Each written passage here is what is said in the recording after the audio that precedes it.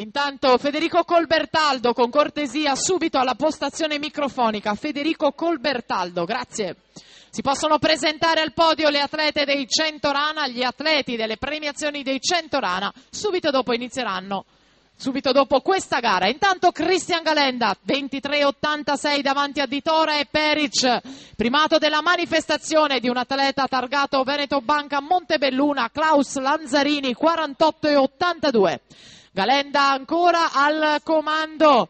Un atleta dalla carriera lunghissima, Cristian Galenda, ormai da tanti anni nazionale veneto di Dolo, che va a vincere 100 stile, 49,22. Cristian Galenda davanti a Mirko Di Tora, 50,49.